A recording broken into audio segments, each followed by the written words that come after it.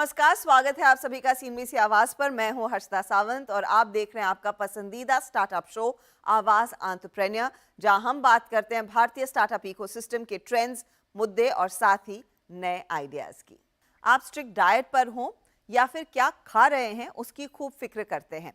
आप और मैं दोनों जानते हैं कि स्नैकिंग से बचना बेहद मुश्किल काम है और वजन कम हो ना हो, लेकिन हेल्दी स्नैकिंग आपके गिल्ट को जरूर कम कर सकती है। अब नाच स्नैक एक ऐसा नेचुरल स्नैकिंग ब्रांड है जो कंज्यूमर्स को ग्लूटेन फ्री और वीगन स्नैक्स की वैरायटी ऑफर करता है।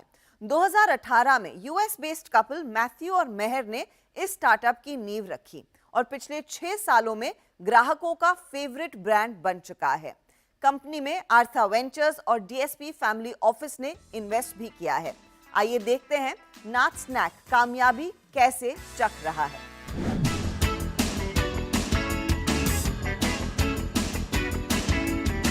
क्लासी पैकेजिंग, प्रीमियम प्राइस और बाजार में मिलने वाले स्नैक्स से हटकर प्रोडक्ट रेंज, वो भी gluten free, vegan, artificial flavours और प्रिजर्वेटिव्स के इस्तेमाल के बगैर, ट्रांस फैट्स और नॉन जीएमओ प्रोडक्ट से बने नाच स्नैक्स। इतना सब कुछ एक ब्रांड में उतारने का चैलेंज बखूबी पूरा किया है अमेरिका बेस्ड कपल मैथ्यू और मेहर ने।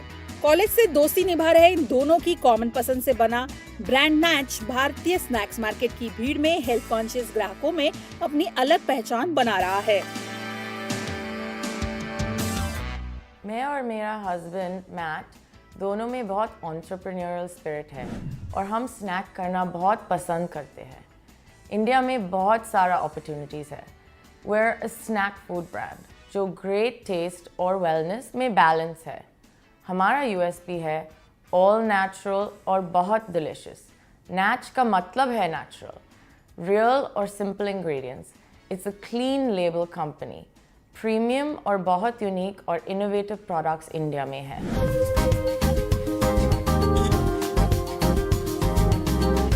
स्नैकिंग की आदत को बिजनेस का रूप देना आसान काम नहीं रहा। 8 साल पहले भारत शिफ्ट हुए इस पैशनेट कपल ने मार्केट रिसर्च से लेकर प्रोडक्ट लॉन्च तक हर मोड़ पर मेहनत लेकर 2018 में नाच को बाजार में उतारा। When we first moved to India, we saw that there was like a big kind of gap in the snack food segment. There were not a lot of junk-free things or clean label or, things that you could feel confident in eating and have like not fried, not a lot of oil, things like that. And we had a few ideas about a lot of different products that we had seen in the US and in Europe that were really taking off, like pop chips or the rice chips or things like that. And one of the first steps that we took actually was to visit a Thai expo for snack foods.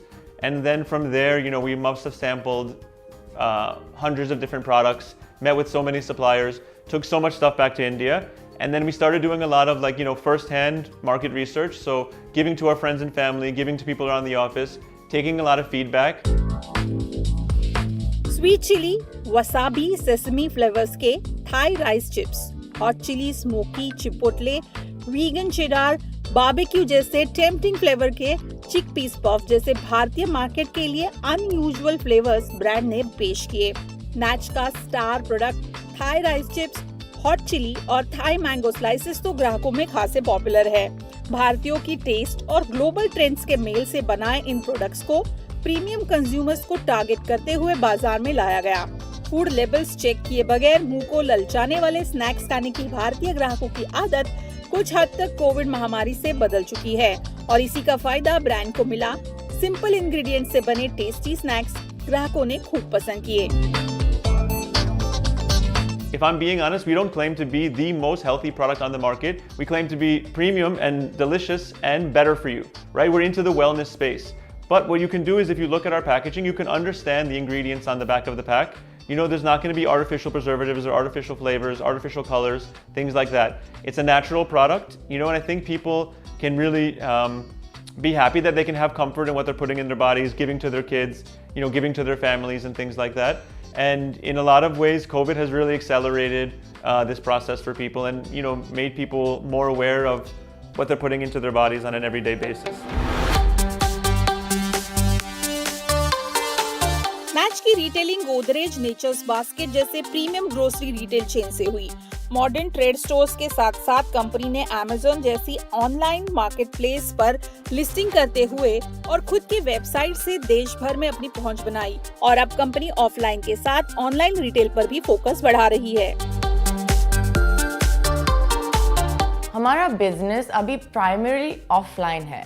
Modern trade दुकान जैसे Reliance Fresh Pick, Noble Plus, Nature's Basket, modern बाजार में available है।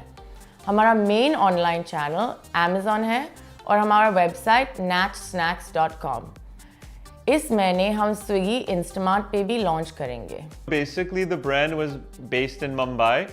So, a lot of our presence has been there to date, right? So, most of the offline sales are coming from Mumbai. But, we've just launched in the last 2 months in Delhi and Bangalore in modern trade. And, we're targeting at the next phase in the next 2 to 3 months, Hyderabad, Kolkata, Chennai. We're in Pune and Goa already. So that's for the offline presence in terms of just, conquering the kind of modern retail segment. And then, beyond that, we will be in tier 2 cities. I mean, we're already available online across India, but tier 2 cities probably 9 to 12 months down the line.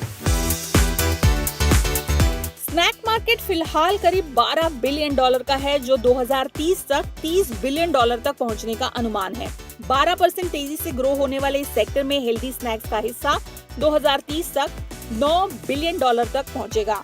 बाजार में बढ़ती healthy snacks की मांग को पूरा कर रहे हैं Soulful, Snackable, Slurrp Farm, Nourish Organics, The Whole Truth, Evolve Snacks, The Green Snack Company जैसे ब्रांड्स की लंबी लिस्ट मिल जाएगी। इन न्यू एज ब्रांड्स का बढ़ता बोलबाला देख FMCG जायंट्स भी हेल्दी स्नैक्स कैटेगरी में उतर रहे हैं। अब ऐसे माहौल में प्रोडक्ट में दम होते हुए भी स्केल हासिल करना आसान काम नहीं है। स्टार्टिंग में हमने बहुत सारा चैलेंज फेस किया था मार्केटिंग एंड ऑपरेशंस में, क्योंकि कैपिटल नहीं था। And as founders with limited capital हमें सब खुद से ही करना था, लेकिन पॉसिबल नहीं था। There was too much time and too much work and too little time. Fund raising के बाद हमने टैलेंटेड एम्प्लॉयज़ हायर किया and we were able to delegate responsibilities to them. Finding the right people is important. एक अच्छा team होना ज़रूरी है। Luckily अभी हमारे पास काफ़ी अच्छा टीम है and we are always looking for talented employees. पिछले साल ही कंपनी ने अर्था वेंचर से 3 करोड़ की सीड फंडिंग जुटाई है। पिछले 2 साल दोगुनी रेवेन्यू ग्रोथ हासिल करने के बाद इस साल कंपनी रेवेन्यू 4 गुना बढ़ाने का लक्ष्य बनाकर नए फ्लेवर्स के साथ नई प्रोडक्ट कैटेगरी लॉन्च करने पर काम कर रही है। क्विक कॉमर्स प्लेयर्स से पार्टनरशिप से ऑनलाइन रिटेलिंग पर जोर देते हुए अब टियर 1 और 2 शहरों में प्रेजेंस बढ़ाने पर कंपनी ने फोकस बनाया है। कंज्यूमर्स के लिए हेल्दी और टेस्टी स्नैक्स के ऑप्शंस बढ़ेंगे, तभी स्नैक मार्केट का ज्यादा से ज्यादा हिस्सा हेल्दी स्नैक का बन पाएगा और इसके लिए जरूरत है नैच जैसे नए ब्रांड्स को कंज्यूमर्स की तरफ से बढ़ावा देने की। कल्पिता पारकर, मुंबई। नाच स्नैक की इस जर्नी देखकर आई एम श्योर आपका भी मन कर रहा है कुछ मंच करने का। तो एक काम करते हैं, छोटा ब्रेक लेकर फटाफट लौटेंगे और फिर बात करेंगे T9L के नए इंक्यूबेटर प्रोग्राम की। आप देख रहे हैं आवाज एंटरप्रेन्योर। टेक्नोलॉजी स्पेस में भारतीय स्टार्टअप्स और इन्वेस्टर्स को जोड़ने वाला एक ऐसा प्लेटफॉर्म है T9L, जो आजकल फिर सुर्खियों में है। दरअसल इंडिया टेक के साथ मिलकर इन्होंने एक early stage incubation programme launch किया है जिसका नाम है क्यूब। अब T9L की भूमिका क्या रहेगी और इस इंक्यूबेशन प्रोग्राम में किस तरह स्टार्टअप्स को दरअसल फंड किया जाएगा, गाइड किया जाएगा, मेंटोर किया जाएगा, इस सब पर बात करने के लिए आज हमारे साथ T9L के को-फाउंडर फहाद मोती खान है। फहाद, स्वागत है आपका CNBC आवाज पर। तो एकदम बेसिक से शुरू करते हैं। इतने कॉम्पिटिटिव स्पेस में जहां पर कई सारे इंक्यूबेटर्स, एक्सेलरेटर्स भारत में वैसे भी हैं, अब क्यूब क्यों शुरू हो रहा है? ये बहुत अच्छा सवाल है। तो क्यूब जो है वो हमारी दूसरी पहल है। पहली पहल में हमने एक बार ये स्टार्टअप स्टूडियो और इंक्यूबेशन जो है वो काफी सक्सेसफुली किया हुआ है। और हालांकि भारत स्टार्टअप्स में काफी सारे काफी प्रोग्रेस हुआ है भारत में स्टार्टअप्स में, मगर अभी भी ये एक इमेच्योर सिस्टम है। ये जो और बहुत सारा फेलियर है। अभी अगर आप इंक्यूबेशन और एक्सेलरेशन भी ले लेंगे तो बोथ डोमेस्टिक प्लेयर्स हैं उनका और इंटरनेशनल प्लेयर्स जैसे वाई कॉम्बिनेटर हैं उनका भी ज्यादातर कोशिश इस दिशा में असफल रही है। और उसका कारण ये है कि केवल पैसे और जगह और थोड़ा बहुत जेनेरिक ज्ञान देकर के वो प्रॉब्लम सॉल्व नहीं होता है। आपको जो अर्ली स्टेज के जो फाउंडर्स होते हैं उनके साथ कदम मिलाकर के काम करना पड़ता है। उनको आपको ना सिर्फ पैसे और इस तरह की चीजें जो है मुहैया करानी पड़ती हैं, बट आपको उनके साथ बैठ करके एक सक्सेसफुल प्लेबुक के क्रिएशन में आपको एक रोल प्ले करना पड़ता है एक को फाउंडर की तरह। तो जो आपका सवाल है कि डिफरेंशिएशन क्या है, ये बहुत ही इंटीमेट बहुत ही साझेदारी के साथ हम अर्ली स्टेज फाउंडर्स के साथ काम करते हैं। और उस रिजल्ट्स भी दिखे हैं हमारे पिछले प्रयास में। 50% से अधिक हमारी कंपनियां जो हैं वो सक्सेसफुल हुई हैं, जो कि इंडस्ट्री में बहुत बड़ा नंबर है, बिकॉज 10% काफी माना जाता है इस इंडस्ट्री में। तो हम उस फेलियर कर्व को हमने काफी फ्लैट कर दिया, सिर्फ इसलिए क्योंकि हम जो है फाउंडर्स के साथ बहुत बहुत साझेदारी के साथ काम करते हैं। तो इस समय फिर आप किस तरह के फाउंडर्स यानी कि किस स्टेज वाले फाउंडर से काम करेंगे? क्या ये प्राइमरीली अर्ली स्टेज होगा या फिर आइडिया स्टेज फाउंडर्स से भी बातचीत करने का इरादा है, उनको भी हैंड होल्ड करेंगे? हाँ, हम आइडिया और अर्ली स्टेज दोनों ही उसमें काम करते हैं। हालांकि काफी मुझे भी सरप्राइज मैं भी सरप्राइज हो गया था, क्योंकि काफी देर लेट स्टेज वाली कंपनियां भी अप्लाई कर रही हैं। मगर हमारा जो लक्ष्य है वो है अर्ली स्टेज और आइडिया स्टेज फाउंडर्स के साथ काम करना। और किस तरह की फंडिंग यहाँ पर उपलब्ध की जाएगी? And it's perhaps beyond funding, right Fahad? Funding एक तरफ है, क्योंकि फंडिंग मेरे ख्याल में आजकल मिल जाती है लोगों को। इतनी आसानी से नहीं, लेकिन हाँ, मतलब फंडिंग जो है वो सिर्फ एक प्रॉब्लम सॉल्व करती है, वो है पैसों की प्रॉब्लम। बट पैसे जो है वो सिर्फ एक एस्पेक्ट है किसी भी स्टार्टअप के सक्सेस और उनकी सफलता का एक एस्पेक्ट पैसा होता है। आपको your ability to sort of define a playbook, आप प्लेबुक डिफाइन कर सकते हैं, आप प्रोडक्ट क्रिएट कर सकते हैं, आप फंड रेज कर सकते हैं, आप सही टीम हायर कर सकते हैं, आप ग्रोथ की आपकी स्ट्रेटजीज, तो काफी कुछ होता है जो एक स्टार्टअप को बनाने में जाता है। तो हम एक 1.25 करोड़ के आसपास की फंडिंग देते हैं हर एक स्टार्टअप को, और ये कॉम्बिनेशन होता है सर्विसेज और कैश का। मगर हमारे साथ काफी सारे वेंचर कैपिटल फंड्स जुड़े हुए हैं, तो जहां पर भी हम किसी को पोर्टफोलियो में लाते हैं तो बाकी की जो पैसे होते हैं, जो ज्यादा बड़े पैसे होते हैं, वो हमारे पार्टनर फंड्स जो है वो लीक कर देते हैं। तो इस समय जब आप लोगों या जब आप इस कोहॉर्ट से बातचीत करना शुरू कर चुके हैं, is what I am guessing, और उनके साथ कुछ समय के लिए काम किया जाएगा, ये बताइए सबसे बड़ी दिक्कत क्या है? कहां पर सबसे ज्यादा मदद की जरूरत है इस समय जो नए उभरते स्टार्टअप्स हैं, अर्ली स्टेज जो बिजनेसेस बन रहे हैं? तो इसके दो जवाब हैं। एक है डेफिनेशन ऑफ द बिजनेस, जो आप एक बिजनेस को जो है कि आप बनाने की कोशिश क्या कर रहे हैं। तो मोस्ट अर्ली स्टेज फाउंडर्स जो है वो काफी कंफ्यूज होते हैं, बिकॉज़ वो बहुत कुछ they try to overload the system with multiple sort of solutions in one, and it partly comes from their insecurity and so on so forth. तो हमारा सबसे पहला रोल होता है कि उस कहानी को स्ट्रीमलाइन किया जाए। ये जो कहानी बड़ी स्कैटर्ड सी आती है हमारे पास, उसको स्ट्रीमलाइन किया जाए। और दूसरा जो पूरे देश में अभी बड़ा प्रॉब्लम है, वो है प्रोडक्ट एग्जीक्यूशन का। तो टेक्नोलॉजी और प्रोडक्ट सेम चीजें नहीं होती है। टेक्नोलॉजी एक सबसेट होता है प्रोडक्ट का, बहुत छोटा सा सबसेट। तो टेक्नोलॉजी के तो हमारे पास बहुत सारे रिसोर्सेज हैं, लेकिन प्रोडक्ट एग्जीक्यूशन जो है वो बड़ी स्पेशलाइज स्किल है। और इन दो जगहों पे मैं कहूंगा जो हमारा सक्सेस रेट है, या हमारे पास लोग इसलिए आते हैं क्योंकि हम ये दो चीजें बड़ी अच्छी करते हैं। हम जो है एक प्रॉब्लम को उठा करके उसको एक नैरो डिफाइनेबल बिजनेस में कन्वर्ट करते हैं, और उसके हिसाब से जो प्रोडक्ट बनता है वो हम बनवाते हैं। तो वो दो चीजें हमारा वैल्यू ऐड। फहद, एक मैं रिपोर्ट पढ़ रही थी, इनफैक्ट ये इस हफ्ते की शुरुआत में ही आई KPMG की, और वो ग्लोबल फंडिंग सिनेरियो की बात कर रहा है, जहां पर पहले क्वार्टर में Q1 यानी कि जनवरी से लेकर अब तक अप्रैल तक थोड़ी सी फंडिंग स्लो डाउन हुई है, लेकिन दो सेक्टर्स हैं जहां पर अच्छा खासा पैसा अभी भी लग रहा है। एक क्लीन टेक या क्लाइमेट टेक है, दूसरा AI है। तो क्या आजकल जिस तरह की आइडियाज आ रहे हैं, क्या वो इन दो सेक्टर से जुड़ी हुई हैं, या फिर भारत में अभी भी स्केल काफी ज्यादा है and people are still betting on ideas beyond AI? Actually they are, you know, I mean, and अगर आप सोचिएगा तो यू नो, मैं अपने अपने एंटरप्रेन्योर्स से बोलता हूँ, जिस समय फंडिंग स्लो डाउन होता है वो बड़ा अच्छा समय होता है कंपनियां स्टार्ट करने का, क्योंकि क्या होता है कि वो फिर भेड़ चाल में जो है ना, आपका एक एक अच्छा आइडिया वो वो गायब नहीं होता है। फाउंडर्स मेहनत करते हैं ताकि वो एक यू नो ट्रैक्शन या प्लेबुक प्रूव कर सके, जिसके बेसिस पे वो फंडिंग। अच्छा स्टार्टअप, इट डजंट मैटर कि मार्केट में क्या चल रहा है क्या नहीं चल रहा है, अगर आपके पास अच्छा प्रोपोजिशन है, अगर आपने ट्रैक्शन दिखाया है, अगर आपने यू नो सफलता के विपरीत में तो कोई बात नहीं कर सकता। तो आप तो इसका जो है हमारे जो स्टेज की कंपनीज होती है इन पे बड़ा कम असर पड़ता है इस चीज का, और मैं वेलकम करता हूँ एक्चुअली, यू नो, जो करेक्शंस बीच बीच में होते रहते हैं, जी। उससे क्या होता है कि वो भेड़चाल बंद हो जाती है और लोग बड़े ध्यान पूर्वक देखते हैं स्टार्टअप्स को, यू नो, कि कौन सा सही में अच्छा है। और ये है, और जहां तक बात रही क्लीन टेक और एआई की, 2 साल पहले वेब 3 था, कुछ साल पहले उससे पहले वो फूड टेक था।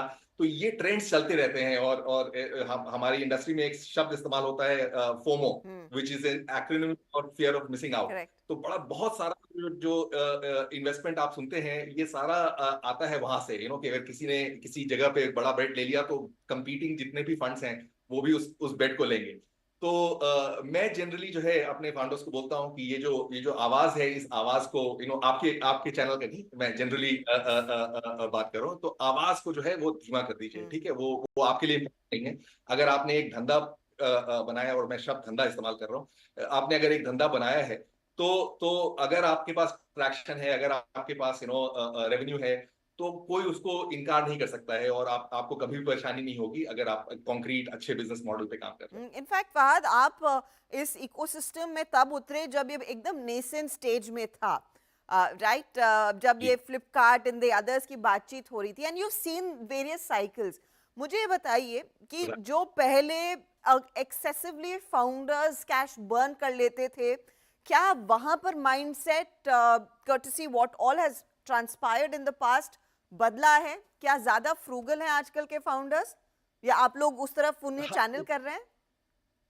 Frugality is also a function of availability, right? You know, from that perspective, you know, I mean, इसका ना हर्षदा, इसका कोई आसान जवाब नहीं है। तो एक तो ये है कि हाँ, जनरली अभी जो है बेल्ट टाइटनिंग सबकी हो गई है, तो सबको जो है यूनिट इकोनॉमिक्स और वगैरह पे काम करना होता है। वैसे पैसा बर्न करने में भी कोई बुराई नहीं है, अगर अगर आपका लक्ष्य है, यू नो, आप एक एक प्लान के तहत पैसा बर्न करते हैं, जी। राइट? यू नो, और लोग सुनते हैं, बाहर से देखते हैं, तुमको लगता है कि इतने पैसे जला रहे हैं, सो सो फोर्थ। आप ये सोचिए कि आप यू नो, जो देयर आर ये कंपनियां हैं जो 100 साल से खड़ी हैं, टाटास हैं, बिरलास हैं, ये है वो है, and all that kind of stuff, right? You know, और आपको एक 8-10 साल के अंतराल में आपको उनके बराबरी में पहुंचना है। तो अगर आपको पहुंचना है तो आप ऑर्गेनिक तरीके से नहीं जा सकते हैं, आपको जो है पैसा बर्न करना पड़ेगा। नाउ अब optimisation of burn, you know, कि भाई आप बर्न किस दिशा में कर रहे हैं, वो founder to founder, you know, philosophy होता है, मतलब यू नो, तो यू नो फंडामेंटल तरीके से अगर आप देखिएगा तो इसमें कोई बुराई नहीं है कि पैसा बर्न हो रहा है।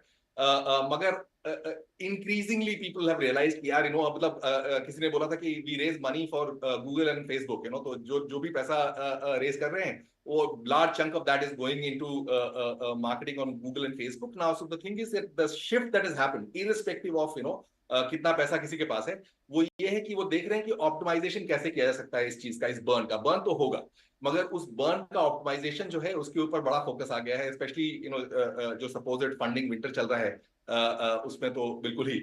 तो इसका कोई आसान रास्ता नहीं है, बर्न ठीक है, लेकिन बर्न को ऑप्टिमाइज करना होता है ताकि आप जो है ज्यादा से ज्यादा उसका फायदा उठा सके, आपका पैसा है। जी हाँ, तो यानी कि पैसा कहाँ खर्च हो रहा है और उसके बाद में रिटर्न उस पैसे के खर्च का कितना आ रहा है, वो ज्यादा इंपॉर्टेंट रहेगा। फहद, फाइनली मैं आपसे ये पूछना चाहूंगी, फिर कुछ बताइए किस तरह की कंपनियों के साथ आप आजकल काम कर रहे हैं, यू नो, क्या खासियत है? कोई ऐसी company that we should be, you know, keeping our eyes out for? Right, Harshada, you know, 3-4 कंपनियां हैं, एक एक के बारे में बात नहीं कर सकता, जो सबसे बड़ी हमारी कंपनी, उसके बारे में बात नहीं कर सकता, because you know I am under NDA. मगर हमारा एक बड़ा अच्छा सा एक फिलॉसफी है, हम जो है ट्रेंड देखकर इन्वेस्ट नहीं करते हैं, हम फाउंडर देखकर इन्वेस्ट करते हैं। तो इट डज नॉट मैटर कि ट्रेंड चल रहा है एआई का, तो मैं वेब3 में पैसे नहीं डालूंगा, या ट्रेंड चल रहा है, या एडुटेक, अभी यू नो हमारी सबसे बड़ा पोटेंशियल जो कंपनी अभी इस नए इंक्यूबेशन में ला रहे हैं, वो एक्चुअली एक एडुटेक स्टार्टअप है। और it's going to be a hybrid online offline model for IAS की ट्रेनिंग जो होती है उसके लिए, यूपीएससी की और स्टेट सर्विसेज के लिए। तो उस दिशा में वो काम कर रहे हैं। और तो एडटेक के स्टार्टअप है। एक हमारा एनवायरमेंट सर्टिफिकेशन का स्टार्टअप है जिसको कि हमने ऑनबोर्ड किया है। तो वो है एक रियल एस्टेट में है। So the point is that it's a slightly diverse this thing. और हम rather than sort of sticking to, because हम early stage players हैं, rather than sticking to a domain, we look at the founders. If the founders are good and the basic value proposition अच्छा है, तो हम उसमें delve करते हैं। हमें ट्रेंड से मतलब नहीं होता है। फहद, बहुत बहुत शुक्रिया हमारे लिए समय निकालने के लिए, and good luck to you and good luck to all the startups जिनके साथ आप लोग आजकल काम कर रहे हैं। Thank you so much Harshita, धन्यवाद। चलिए, इसी के साथ आवाज एंटरप्रेन्योर में आपसे इजाजत लेने का समय हो गया है। आपको हमारा शो कैसा लगा, इसका फीडबैक आप हमें जरूर दें। अगले हफ्ते आपसे फिर मुलाकात होगी। Goodbye, take care.